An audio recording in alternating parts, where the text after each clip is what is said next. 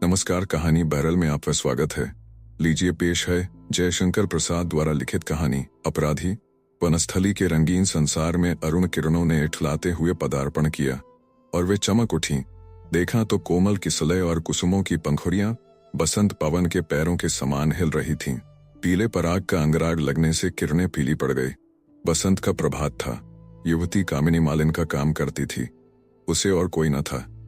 वह इस कुसुम कानन से फूल चुन ले जाती और माला बनाकर बेचती। कभी कभी उसे उपवास भी करना पड़ता, पर वह यह काम न छोड़ती। आज भी वह फूले हुए कचनार के नीचे बैठी हुई अर्ध विकसित कामिनी कुसुमों को बिना बेधे हुए फंदे देकर माला बना रही थी। भंवर आए, गुनगुनाकर चले गए। बसंत के दूतों का संदेश उसने न सुना।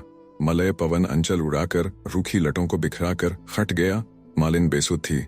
वह फंदा बनाती जाती थी और फूलों को फंसाती जाती थी। द्रुत गति से दौड़ते हुए अश्व के पद शब्द ने उसे त्रस्त कर दिया। वह अपनी फूलों की टोकरी उठाकर भयभीत होकर सिर झुकाए खड़ी हो गई। राजकुमार आज अचानक उधर वायु सेवन के लिए आ गए थे। उन्होंने दूर ही से देखा, समझ गए कि वह युवती त्रस्त है। बलवान अश्व वहीं रुक गया। राजकुमार ने पूछा, तुम कौन हो? कुरंगी कुमारी के समान बड़ी बड़ी आंखें उठाकर उसने कहा, मालिन, क्या तुम माला बनाकर बेचती हो? हाँ। यहाँ का रक्षक तुम्हें रोकता नहीं? नहीं, यहाँ कोई रक्षक नहीं है। आज तुमने कौन सी माला बनाई है? यही कामिनी की माला बना रही थी। तुम्हारा नाम क्या है? कामिनी। वाह, अच्छा, तुम इस माला को पूरी करो, मैं लौटकर उसे लूंगा। डरने पर भी मालिन ढीठ थी। उसने कहा, धूप निकल आने पर कामिनी का सौरभ कम हो जाएगा। मैं शीघ्र आऊंगा कहकर राजकुमार चले गए। मालिन ने माला बना डाली। किरणें प्रतीक्षा में लाल पीले होकर धवल हो चलीं। राजकुमार लौटकर नहीं आए। तब उसी ओर चली जिधर राजकुमार गए थे। युवती बहुत दूर न गई होगी कि राजकुमार लौटकर दूसरे मार्ग से उसी स्थान पर आए। मालिन को न देखकर पुकारने लगे, मालिन, ओ मालिन। दूरागत कोकिल की पुकार सा वह स्वर उसके कान में पड़ा था। वह लौट आई, हाथों में कामिनी की माला लिए।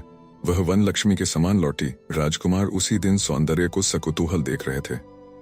कामिनी ने माला गले में पहना दी। राजकुमार ने अपना कौशय उशनीच खोलकर मालिन के ऊपर फेंक दिया। कहा, जाओ, इसे पहन कर आओ। आश्चर्य और भय से लताओं की झुरमुट में जाकर उसने आज्ञानुसार कौशय वसन पहना। बाहर आई तो उज्ज्वल किरणें उसके अंग अंग पर हंसते हंसते लोटपोट हो रही थीं। राजकुमार मुस्कुराए और कहा, आज से तुम इस कुसुम कानन की वन पालिका हुई हो, स्मरण रखना। राजकुमार चले गए। मालिन किंकर्तव्य विमूढ़ होकर मधुक वृक्ष के नीचे बैठ गई। बसंत बीत गया। गर्मी जलाकर चली गई। कानन में हरियाली फैल रही थी। श्यामल घटाएं आकाश में और शस्य शोभा धरनी पर एक सघन सौंदर्य का सृजन कर रही थी। वनपालिका के चारों ओर मयूर घेर कर नाचते थे। संध्या में एक सुंदर उत्सव हो रहा था। रजनी आई। वनपालिका के कुटीर को तम ने घेर लिया। मूसलाधार वृष्टि होने लगी। युवती प्रकृति का मद विह्वल्लास्य था। वनपालिका पर्ण कुटीर के वातायन से चकित होकर देख रही थी। सहसा बाहर कंपित कंठ से शब्द हुआ, आश्रय चाहिए। वनपालिका ने कहा, तुम कौन हो? एक अपराधी। तब यहाँ स्थान नहीं है, विचार कर उत्तर दो। कहीं आश्रय न देकर तुम अपराध न कर बैठो। वनपालिका विचारने लगी। बाहर से फिर सुनाई पड़ा, विलंब होने से प्राणों की आशंका है। वनपालिका निसंकोच उठी और उसने द्वार खोल दिया। आगंतुक ने भीतर प्रवेश किया। वह एक बलिष्ठ युवक था। साहस उसकी मुखाकृति थी। वनपालिका ने पूछा, तुमने कौन सा अपराध किया है? बड़ा भारी अपराध है, प्रभात होने पर सुनाऊंगा। इस रात्रि में केवल आश्रय दो, कहकर आगंतुक अपना आर्द्र वस्त्र निचोड़ने लगा। उसका स्वर विकृत और वदन नीरस था। अंधकार ने उसे और भी अस्पष्ट बना दिया था। युवती वनपालिका व्याकुल होकर प्रभात की प्रतीक्षा करने लगी। सहसा युवक ने उसका हाथ पकड़ लिया। वह त्रस्त हो गई। बोली, अपराधी? यह क्या? अपराधी हूं सुंदरी। अब की बार उसका स्वर परिवर्तित था। पागल प्रकृति परंकुटी को घेर कर अपनी हंसी में फूटी पड़ती थी। वह करस्पर्श उन्मादकारी था। कामिनी की धमनियों में बाहर के बरसाती नालों के समान रक्त दौड़ रहा था।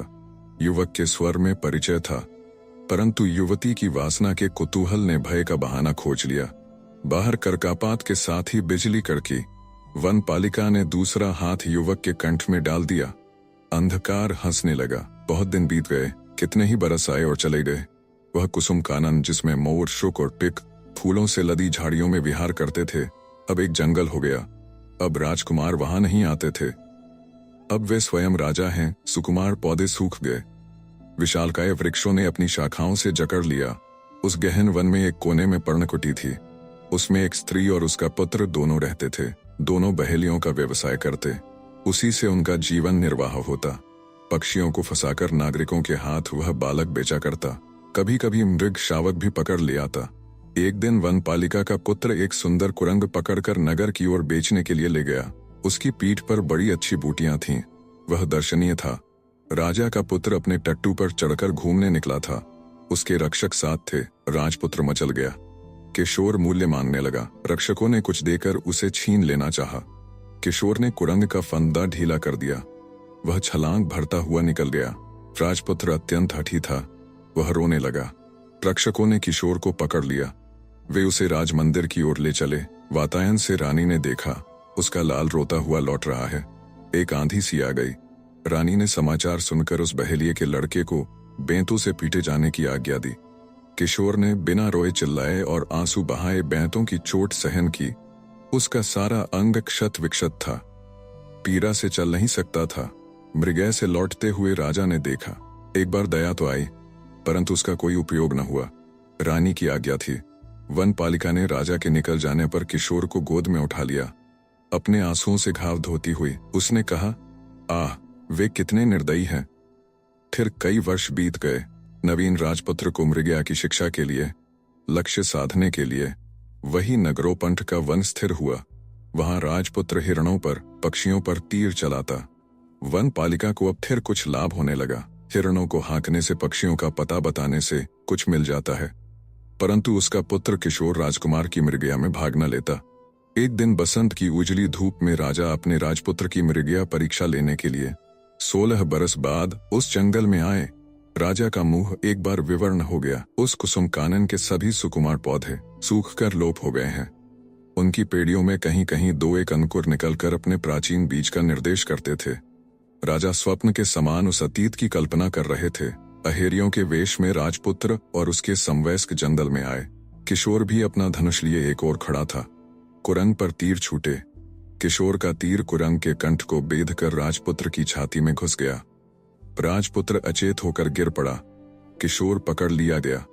इधर वनपालिका राजा के आने का समाचार सुनकर फूल खोजने लगी थी। उस जंगल में अब कामिनी कुसुम नहीं थे। उसने मधुक और दूर्वा की सुंदर माला बनाई। यही उसे मिले थे। राजा क्रोध से उन्मत्त थे। प्रतिहिंसा से कड़क कर बोले, मारो। बधिकों के तीर छूटे। वह कमिए कलेवर किशोर पृथ्वी पर लौटने लगा। ठीक उसी समय मधुक मालिका लिए वनपालिका राजा के सामने पहुंची। कठोर नियति जब अपना विधान पूर्ण कर चुकी थी, तब कामिनी किशोर के शव के पास पहुंची। पागल सी उसने माला राजा के ऊपर फेंकी और किशोर को गोद में बैठा लिया। उसकी निश्चेष्ट आंखें मौन भाषा में जैसे मामा कह रही थीं। उसने हृदय में घुस जाने वाली आंखों से एक बार राजा की ओर देखा और भी देखा राजपुत्र का शव। राजा एक बार आकाश और पृथ्वी के बीच में हो गए, जैसे वह कहां से कहां चले आए। राजपुत्र का शोक और क्रोध वेग से बहती हुई बरसाती नदी की धारा में बुल्ले के समान बह गया। उनका हृदय विषय शून्य हो गया। एक बार सचेत होकर उन्होंने देखा और पहचाना अपना वही जीर्ण कौशेय उष्णीश वनपालिका। राजा कामिनी की आंखों में आंसू नहीं थे। यह कौन था? गंभीर स्वर में सर नीचा किए वनपालिका ने कहा, अपराधी, आप सुन रहे थे? कहानी बैरल से जयशंकर प्रसाद द्वारा लिखित कहानी अपराधी। वीडियो पसंद आया तो इसे लाइक करिए और चैनल को भी सब्सक्राइब कीजिए। धन्यवाद।